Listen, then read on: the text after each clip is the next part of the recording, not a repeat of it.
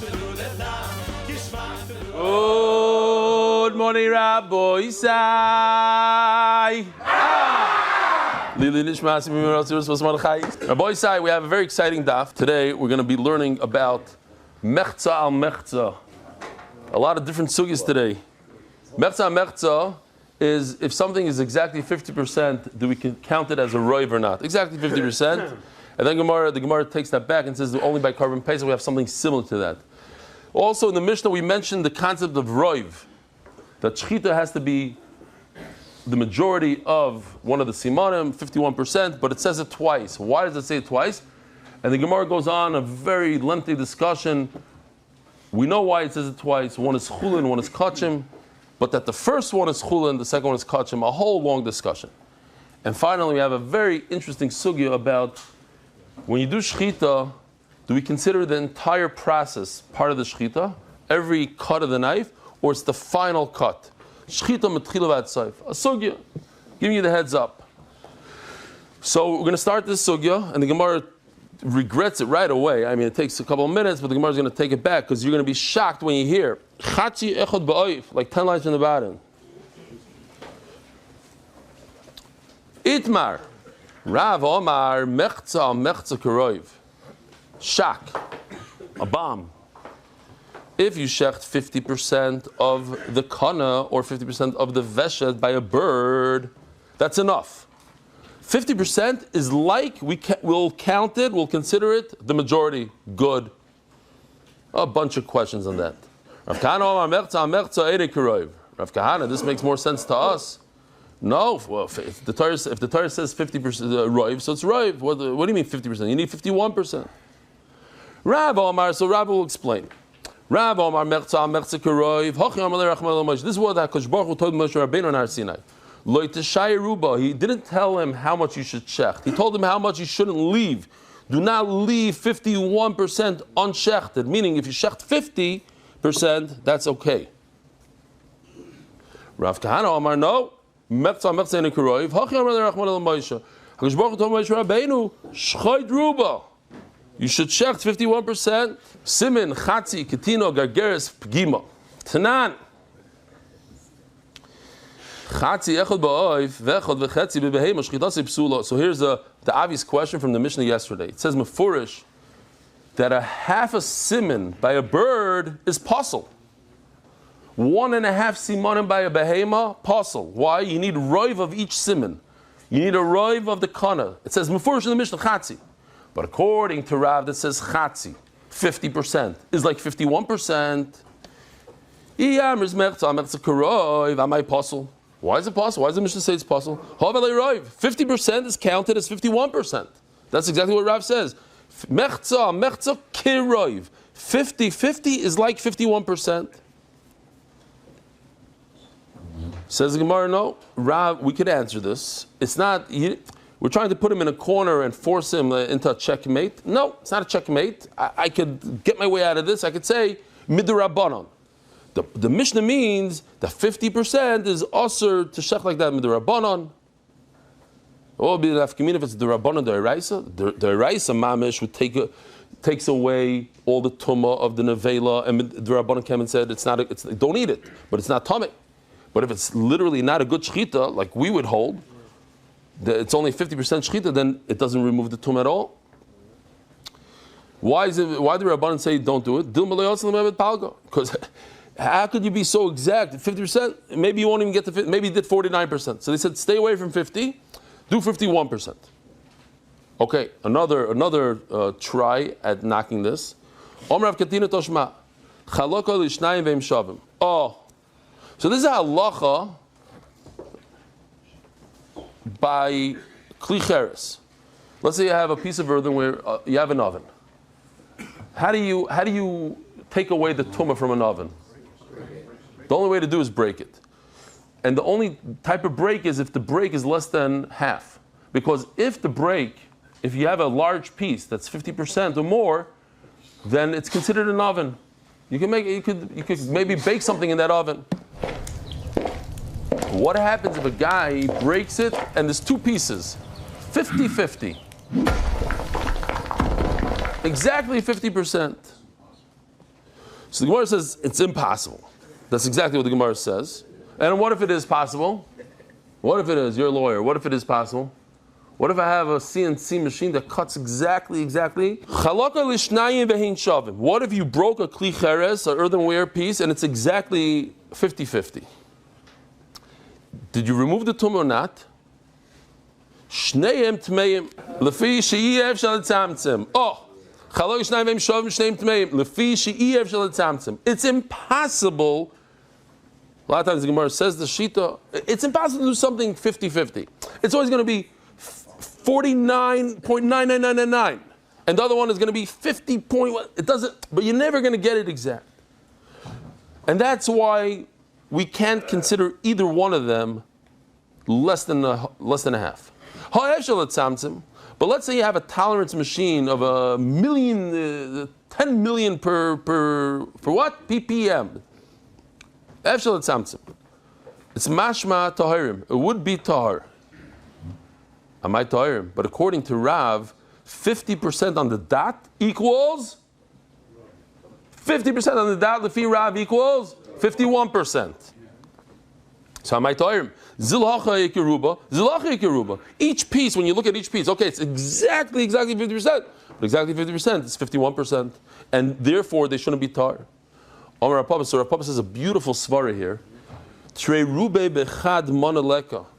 It's impossible to view each half as 51%, because that's a contradiction. You can't have two halves that are 51%, because that equals 102%, and that's impossible. When you have two contradictory things in front of you, you can't say, oh, they both equal 51%. So when it comes to one kli, you can't say that. Where could you say it? In shchita. In shchita, where the Torah says shech a half, I don't care about the other half. The other half is not, if I'm going to view both halves of this pipe, half is cut and half is not, then you have a problem. This is 51%, and this half is 51%. So you have 102% of a pipe. But the Torah doesn't say, look at this left part. The half that I'm not shechting. The Torah says only look at the half that I'm shechting, says Rashi. I focus on one half. And that one half is 50%. And halachically it's considered 51% according to Rav. Tashma. Again, Rav, the Gemara wants to say that Rav holds that when it comes to shechita, if a person shechted 50%, it's good enough. It's as if he did 51%. The lashon literally, it's as if he has a roiv. Tashma, shochad chatzi geres. Oh, so let's do this about pet. Because I think it's very important that the Olam remembers this halacha. I saw yesterday the Olam struggled in both shiurim. Even though I was promised by my chavrusa that everybody's going to know it, because he made a whole big deal out of it. The what? If a person shechts the breathing pipe, the trachea, he shechts 49% of it, goes home, takes a 6-hour nap, is over on all sorts of tzar belachaim, but that's not the point. And he wakes up from his nap, and he continues shechting, and he goes through the trachea completely, and he goes into the veshet also. Is it a good shechita or not good shechita? Is it a kosher or a treif? Yes. What if he did 50%? If he did 50% and he went to sleep. So the question is, on 50%, according to Rav, what you're telling me, according to Rav, 50% equals 51%. So if he shechts 50%, he just made a treifa. He just did 51%, and he went to sleep. What is that called? Shehiyah. After he started a real shechita, because he did 51%. If he did less than 51%, so he made a hole in the animal's trachea. It's not the end of the world. The animal could live. It's not a treifa. But if he did 51%, and then he went to sleep, that's called shehiyah. And that should be treif. Yet we say, Shachat chatzi gargeres, the last words on Amud Beis. If he shechted 50% of the breathing pipe of the trachea, v'shaba kedei shchita acheres u'gemara, and he waited around for 2 minutes, or he took a 6-hour nap, whichever one. But he paused, shchitasoi, and then u'gemara, and then he later on he finished it up. Shchitasik sheira. The shechita is kosher. But if you tell me 50% is considered 51%, itarvala. As soon as he did that, he made a treif. Misarves bebehema. You think we're talking about an animal here? Loi be'oif. Mimanav shach. So he says very simple. By bird, all you have to shecht is one siman. If he only shechted 50%, You decide what you want to call it. If you think 50% is enough, like Rav, like the Havamina and Rav, Havale Ruba, great, so you can take a nap now. Why can't he take a nap? He already shechted this bird. It's already shechted. And if 50% is only 50%, it's not 51%, he didn't do anything. We're not talking about a behemoth, we're talking about a bird, which only needs 1 simon. Okay, so again, Tashma, one more try to knock this Rav out. That what? Rav says, Havamin and Rav. It's a peladiga thing. The mechza, 50-50. If 50% shchita is considered 51%, it's a good shchita. Tashma, Aresho Yechetzi Kone Pogum. You started doing shchita, you notice that his trachea is already severed by 50%. And all you did, you took a knife and you shechted 1%. Ugamara, and now you have a trachea that shechted 51%. Shchita Sikshera, it's a good shchita. But according to your Havamin and Rav, that 50% is considered 51%. Treifa Havia, you started off with an animal that has a cut trachea, 51%. Omarava. Shani le'inyan treifa de'bidin roiv anir le'naim. No, maybe I could say that when it comes to a treifa, I need to be able to see with my own eyes. Shchita is one thing. 50% is considered 51%. But when I look at a treifa, I need to see with my own eyes. I don't have to use a magnifying glass to see whether or not I did a roiv, if there's a roiv treifa. I need to be able to see it with my eyes. Abayo, what you're saying doesn't make sense. So I have a simple kavachomer according to you. We have situations like this. Remember, everybody, when it comes to the esophagus, the veshet, the eating pipe, over there, you don't need to roiv anything. One tiny hole makes it treif. So when it comes to treifa, a small pinhole could also make it treif. But when it comes to the breathing tube, that you need a roiv. All of a sudden, when you need 51%, all of a sudden you need to be able to see it. So Memela, I'm going to tell you, shchita da'ad ikeruba mit kashra, but shchita that to begin with, a pinhole never works. You always need a roiv, like kolchke, to be in a roiv anir le'naim. So certainly by shchita, it doesn't make sense. Your logic doesn't work here. If in a place where a treifa could be even be'amashu, yet when a certain treifa you need a roiv, you need to be able to see the roiv. So something that always needs a roiv, like shchita always needs 51%, so certainly you should have to see with your own eyes. So now the Gemara says you're right. This whole sugya, let's toss away. Chas Shalom, not toss away. This havamina, it never happened.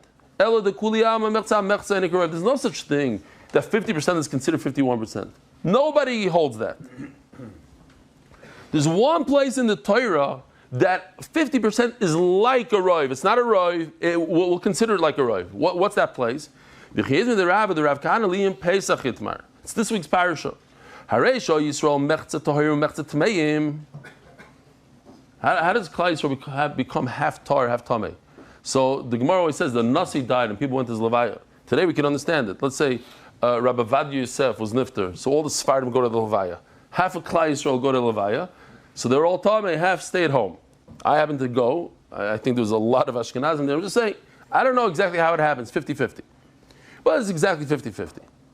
Now, what's the halacha? And it's an interesting halacha because it wasn't given right away to Moshe Rabbeinu. It's after Klal Yisrael complained. They said, what should we do if we're tamei? So HaKadosh Baruch Hu says,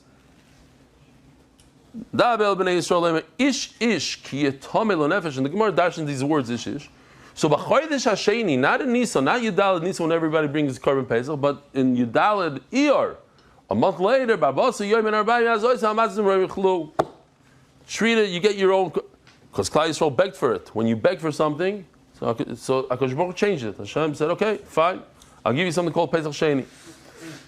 Now there's the famous halacha, Tumahutra B'tzibur, which was said about korban pesach. What does that mean? That if 51% of Klal Yisrael is tamei, then Klal Yisrael brings the korban pesach b'tumah. They could go to the Beis Hamikdash when the tamei. So, what happens if it's 50-50? We said you need a roiv. On this comes Rav and says 50% is enough to bring a korban pesach when that 50% is tamei. Rav Amar Mechza Mechza Karoiv will treat it like a roiv, but not mamish roiv. Rav Kahana Omar Mechza al Mechza Einik Roiv. Rav Kahana says, no, you need 51%. And what's Taka Pshat? It's not Pshat that I view 50% as 51%. What's my time at the Rab? The Chsiv Ish Ish Ki Yetomel Nefesh. Why does it say twice Ish Ish? Ish Nitcha Vein Tzibur Nitchin. 50% is considered a Tzibur. Not so much a Roiv as a Tzibur. It's not a Yochid, it's a Tzibur. And when you have a Tzibur, then you do it, then they can do B'tumah. So if you have 50-50, let's go back just for a second just to finish that off. 50-50. The 50% that's Tahar, they should do it B'Tahara. The 50% that's Tameh should do it B'tumah. Rav Kahana that says that I don't treat the 50% as a Tzibur, so what happens? They have to wait till the next month. That whole 50% of Klai Yisrael has to wait a whole month.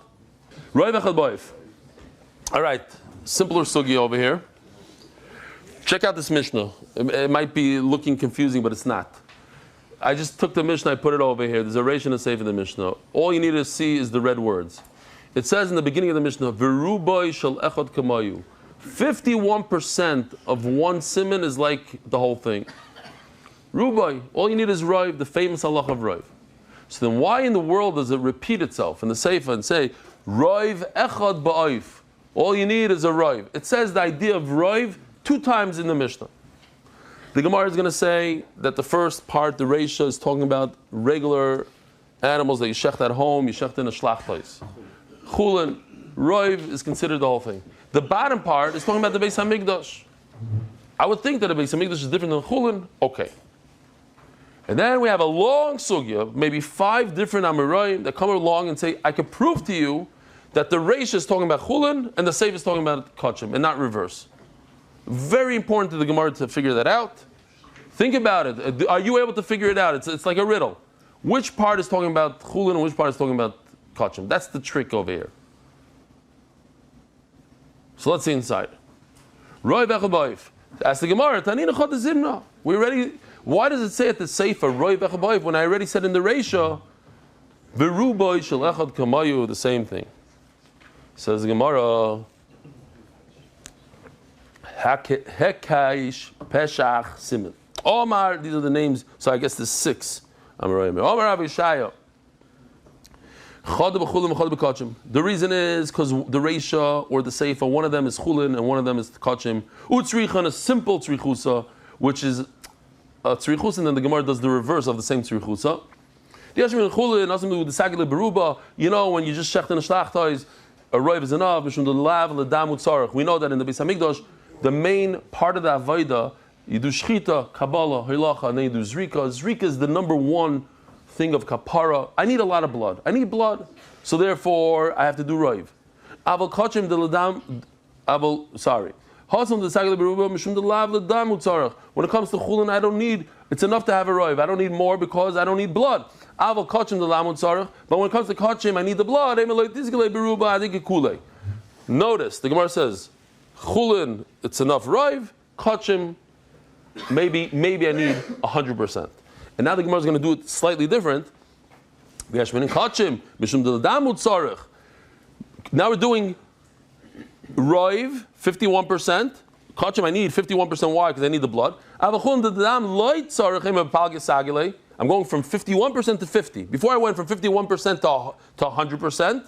And now I'm starting from a lower point. I'm saying, only kachim maybe you need a roiv, 51%. But chulin, maybe I don't even need a roiv by chulin. Why? Because I don't need the blood. Maybe 50% is enough. Kamash Malon. That's why I need 2 parts of the Mishnah. One is chulin, one is kachim. Now the Gemara says, hey, b'chulin and b'kachim, you think, okay, so what's the difference? The ratio, say, the Gemara makes a whole big to do out of this. Which one is chulin, which one is kachim? Omer Rav Kahana, beautiful svara. Take a look. Look what it says, the first words. A bird you don't shecht. A bird you do malika to. If it's kachim. But if it's not kachim, it's hashoichet. It makes a lot of sense. So Meila, hashoichet echad ba'oiv is referring to not kachim, chulin, outside of Beis HaMikdash. V'seifa b'kachim. No, but let's look at the Sefer. It doesn't say anything about malika in the Sefer. So the Gemara addresses that.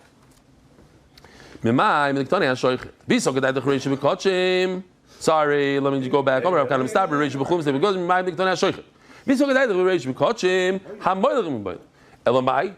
So you're saying, okay, so the Sefer B'Kachim, the end is Kachim. Shchita Zik Sherim, Elakazik Sherim, Bailei. How come it says the word Shchita in the Sefer instead of Melika? Holy Kasha. I did Solgim Behema. Tony Ram Shchita Zik Sherim. Look, it says, look at I just highlighted the word Behema and Shchita at the bottom. In the Sefer it says Roy Vechad Baif. Then it says Behema Shchita Zik Sherim. The Shchita is going on the word Behema.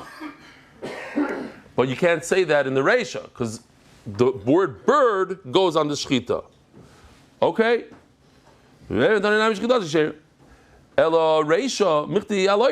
That's the first word in the Mishnah. Over there, it's a bigger question. Why doesn't it say Malika? Okay, that's one svar. Now we go to the next. New sugya. Rav Shimi, Barashi, Omar. How do I know that the Reisha is talking about Chullin and the Sefer? Kachim, Reish B'chulim Ha'achad. Diktani, Echad Ba'if. It says, Hashoichet Echad Ba'if. Now we know in the Beis HaMikdash there's two birds that you shecht. Chad is an oila. Chad is shecht one simon. Oila is shecht two. B'sogadaytach b'kachim. My God, let's have the Ba'if Shnei Simarim. That doesn't work with kachim. Elamai. Say for kachim. So you tell me the end is kachim. Roy Echad Ba'if. How come it says all in the Sefer? It says also Echad Ba'if. It says no, my Roiv Echad, Roiv Kol Echad V'Echad. That's not a kash. In the Sefer, when it says Roiv Echad Ba'if, means every single one of the simanim you should check the Roiv. But in the Reish you can't say that. It says Hashoichet Echad Ba'if. It's not talking about the Roiv over there. It's talking about one simon. You're right. It should really say, if you want to be proper, it should have said a little better, Roiv Shnaim. But I couldn't say that. Why? But there's two types of birds, and one bird is called a chatas. And a chatas, all you have to do is shecht one simon. Therefore, it doesn't work. Rav Papa Omar, I'll prove to you that the reish is chul and the seif is kachim. In the reish it says, Rabbi Yehuda holds, you have to shecht the jugular. And Rabban Nar, you say you don't have to shecht. If we're just talking about mundane, regular, like nowadays, you don't have to you don't have to cut the jugular. Great. It doesn't make any sense. Rabban shouldn't argue with you that they should say yes, you have to cut the jugular. Why? The whole idea is to get more blood, so why not cut the jugular? I want to show you a video. Tell me what you hold, la halacha. If you didn't see this Gemara yesterday, if you didn't see this at all, you can answer. I want to know if what this guy is about to do is it good or not.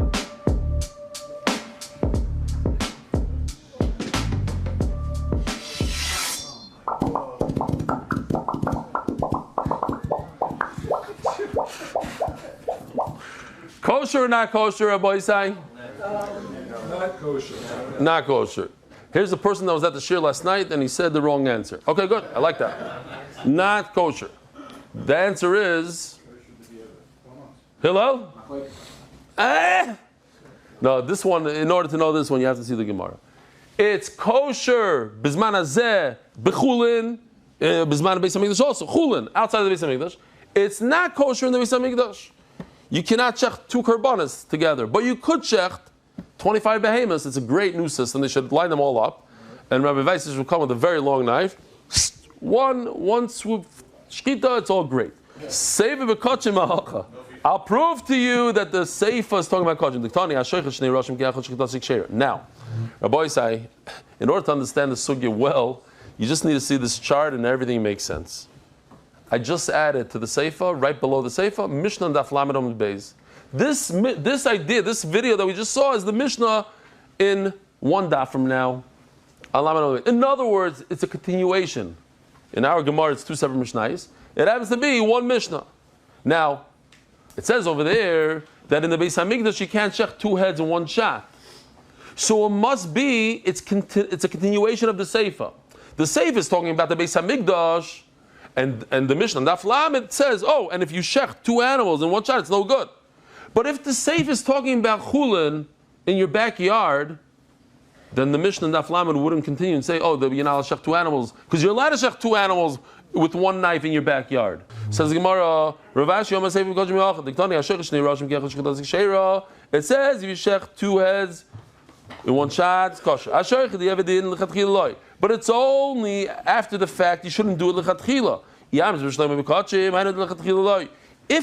Seifa, the purple, is talking about kachim, now I go to yellow and I continue with kachim.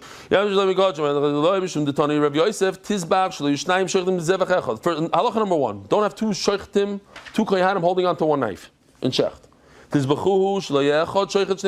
One person should not shecht two animals one shot.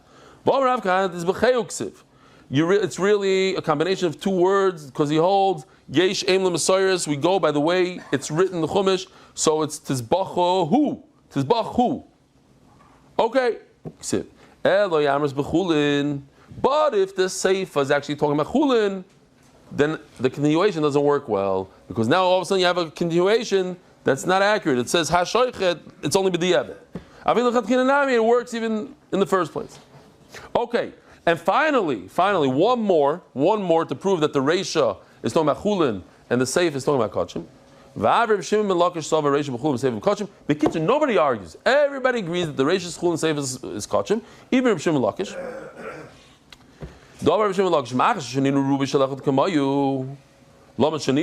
Here, let's just go back here. In this thing, it says Rubo Shalach Kamayu in the Reisha.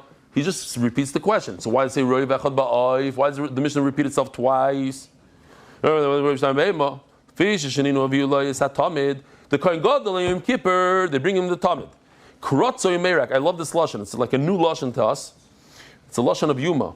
Karatzoy. He shechted a roiv. Umerak acher shchitasei ayadai. Comes another kohen, steps in and finishes it off. Why does another kohen step in and finish it off? Because the Kohen Gadol needs to do Kabbalas Hadam. So he starts the shechita, drops the knife, or passes it on to someone else, grabs the blood. And another guy finishes off the shechita. I would think, and he did roiv shechita. He did roiv, so it's enough. What if it seems like you need another kind to finish off the job? That's why I have the second save. That's why, let's go to the easier one. Hold on. It's easier to see it over here. That's why I have the sefer that says roiv echad ba'oif to tell me that it's enough for the Kohen Gadol to do roiv, even the Beis Hamikdash with Tamid and Yom Kippur. That's enough. I don't need the second guy to finish off the job. It should be possible if you don't do it. I don't need the second person on Mamar. So why in the world is he there? He asked the Gemara. Wait a minute. But now you have someone else performing an avodah. The Kohen Gadol has to perform all the avodas. Nobody could step in here. Maybe there's a little bit of a psul here. Why? Because he didn't cause all the blood to come out or whatever. But that's why I need the Mishnah to tell me that he didn't do anything at all. Nothing wrong with what the Kohen Gadol did, shechting a roiv and letting somebody else finish. But since there's no psul, there's nothing. So then why in the world do I need another Kohen to finish off the job? Mitzvah Marek. In order to get all the blood out, I make sure I get another Kohen there to do it, but there's no psul, nothing. Zog the Gemara. Here's a question, Rabbi. Think about this question for a second. Somebody started shechting a sheep outside the Beis Hamikdash. Outside, in Bet Shemesh. He starts the process, starts cutting. And he finishes, as he walks in the Beis Hamikdash, he's in the Beis Hamikdash, in the Chazarah, he finishes. Where did he shecht this animal? No, what do you say, Gary? It's considered at the end. Why? So that's exactly the question. Yesh no the shchita mitchila v'atzoif. Does the shchita start and end, and it's one long shchita? It's all a process shchita, and therefore it comes out that you shecht in a Bet Shemesh, and you chayiv kares for shechting chutz lebeis hamikdash. Or no, we go by the last second, the last slice, and the last slice happened in a good place in the Beis Hamikdash. So I don't care where you started it. So. Omar Reb Shimon Lakish Mishum Levi Saba. So we have a machlokes here, Rish Lakish and Reb Yochanan. He says in the name of Levi Saba. Eina l'shchita ela basoif. We had a sugya of ein l'schiras ela mitchil batsoif ela basoif. When you pay rent, is it at the end? Does it work the whole throughout? Different shilas in Shas, the same idea. He says no, shchita is only at the tail end of the shchita, at the tail end of the roiv. Reb Yochanan Omar Yesh l'shchita mitchil batsoif. No. The entire process is part of the shechita. And the Gemara is going to explain what the nafkamina is. If simon number 1 a guy performed, v'simon echad Yisrael, everybody agrees that if the yid did the second simon, this is possible. Why? Shari nasa ba masa treifa biad guy. The Eino Yehudi, he performed a shchita, he cut the trachea, and he made it. He rendered it treifa right away. By the time the Jew got there, it was already treif because the guy shchita is not valid. Nami. Here's the red line. Is the red line. Chatos, he performed all the avodah below the red line. Oily performed above the red line. Another chatos oif. Another difference between a chatos oif and an oilas oif is that chatos oif we mentioned before, you only have to do malika on 1 simon. Oila, 2. So what if he was trying to do malika on an oila bird, and it did 1 simon below the red line, which is in the wrong place. But it's actually the place of the chatos. So the Gemara says, nami, and you tried to say that that it's one long process, but in this case, everybody's going to agree it's no good. He shechted 1 or did malika to 1 simon below the red line. Why? It's as if you shechted a chatas below the red line. So where is the machlokes? Says Rav in the Havamim over here. If he shechted 1 simon outside of the Beis Hamikdash and 1 simon inside the Beis Hamikdash, since Rabbi Yochanan holds that the shechita starts all the way in the beginning and ends all the way at the end, so it comes out that he shechted 1 simon outside of the Beis Hamikdash, so he's chayiv kares for shechting outside of the Beis Hamikdash. But according to Rish Lakish, it's only the end part, and the end part was inside the Beis Hamikdash. The master didn't say that, what you just said. Umanu, who's the master? Rav Yosef. Rav Yosef didn't say what you just said. Do the same exact svara, Rabbi Say. If you shecht 1 simon of a chatas soif below the red line and 1 above the red line, you told me that it's 100% as if you shechted the chatas below the red line. So if you shecht 1 simon outside the Beis Hamikdash with a bird and 1 simon inside the Beis Hamikdash, so it's as if you shechted the chatas outside the Beis Hamikdash. So by chatas, you're able to, by oila soif, you're able to differentiate and say, oh, the first simon is considered a chatas, and you did it below the red line. Oh, so the first simon is considered a chatas, you did it outside the Beis Hamikdash. So that's outside. Oh, so what's the machlokes? And where do we have a differentiation between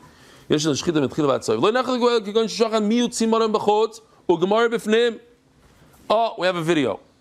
Now what if a person shechted some of the simanim outside the Beis Hamikdash, and then he got somehow into the Beis Hamikdash real quickly? Here we have it.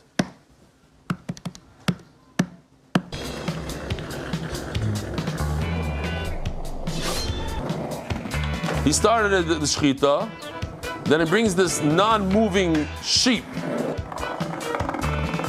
all the way to the Beis Hamikdash, and he's able to skateboard up the stairs, and then he does the rest. Oh, that in this case, this particular case, that's the machlokes.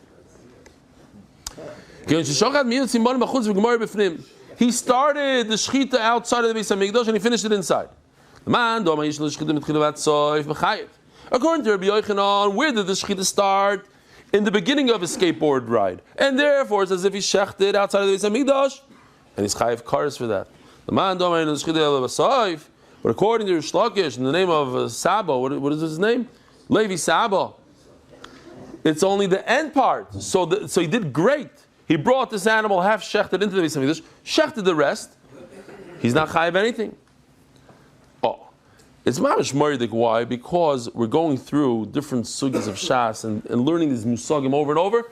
And today we're going to add a little bit. When you shech the para aduma, listen to this. And this is halacha that we never spoke about. We barely spoke about.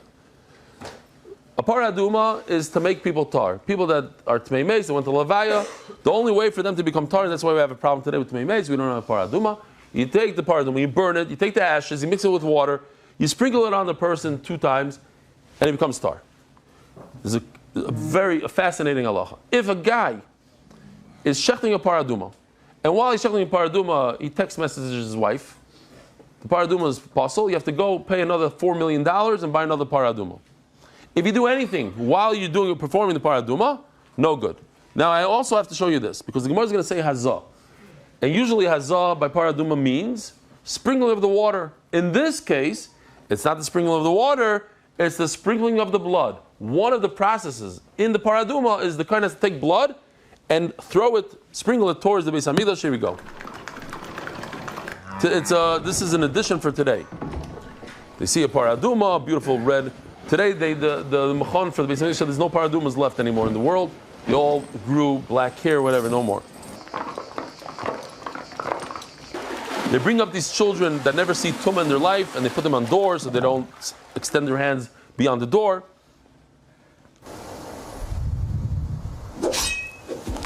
He does shechita, grabs the blood, and he tosses it towards the Beis Hamikdash. That's when the Gemara now is going to say hazah, it means this. Now, while he's doing this, he does something else. He checks his phone. He slices a watermelon. It doesn't matter what. Then he washes his finger on the paraduma. Fine. Whatever he does, he passes. In other words, the entire process of the paraduma, from the beginning, from the shechita, all the way to throwing the blood, to burning, the whole thing, you could ruin the paraduma.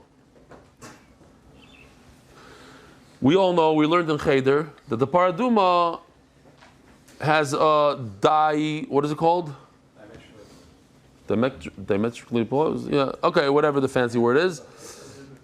On the one hand, it makes people that are tamei tahar a paradox. Oh, paradox. It's a paradox. The kohen who sprinkles the water on the person who's tamei, he becomes tamei. The person that's tamei becomes tar. The person that's tar becomes tamei. So very simple. Anybody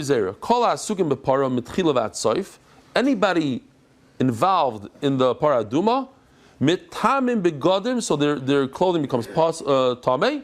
You have to literally take, you ever heard of such a thing? You take your clothing and put it in a mikveh, dunk it in a mikveh to make it tar. They obviously also have to go in the mikveh, they have to become tar. Here's melacha acheres. The Rashi brings the gourd, so we're doing gourd. There's a restaurant in Chicago that has crazy amount of gourds.